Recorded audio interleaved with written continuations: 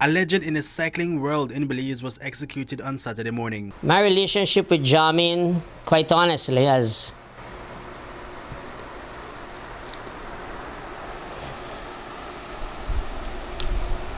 I told... Yeah, I need a break. Words can't explain the loss I have for Jamin. With tears dripping from his eyes, Minister of State Santino Castillo remembered the last moments he shared with 43-year-old Ernest Jamin Meighan. Meighan was executed cold-heartedly at about 11:30 on Saturday. He was on George Street when his killer, described to be a young man wearing a white t-shirt, lurked up behind him, aimed the gun at Meighan's head and fired a single fatal shot. I understand. I have spoken to, in fact, the members of his family who live on George Street. Jamin went there about 10:15, received a phone call, went to the room, spoke to the person who called him, picked up his clothes, which were washed.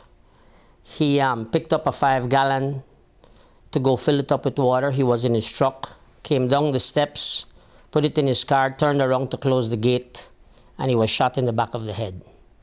His daughter, his 15-year-old daughter, was the first one to see him fall and called out to her mother, who came down, and she told me that Jamin was still gasping for air when she held him. And by the time they asked some neighbors to take him to the hospital, by the time he got there, he was dead.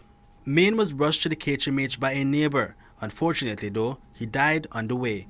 According to Castillo, just before his death, Meighan had been receiving death threats. Jamin did tell me that both him and Marinette, the parents of the minor, their daughter, who is allegedly and has been accused of the crime that took place at the cemetery, that there were threats on both their lives. He was told by many friends, including me, to be careful and to stay away from George Street.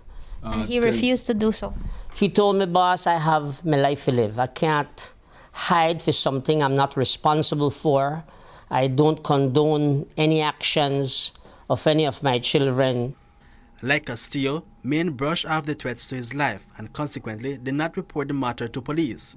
The news of his killing spread like wildfire, and so did the rumors, one of which was that the killing was retaliation for the stabbing murder of Christine Gladden. I personally believe that at the time that the threat was in relationship to what his daughter, the young girl, had been arrested for and what it was alleged that she did.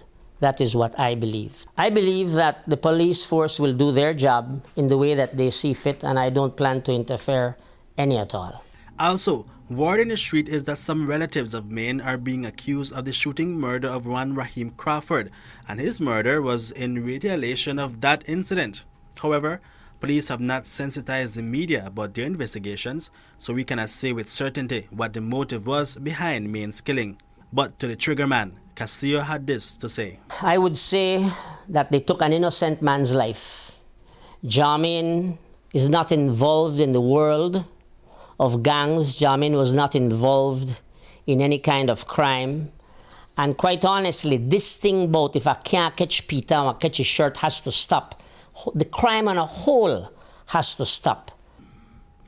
Reporting for Love News, I am Hippolyto Novello.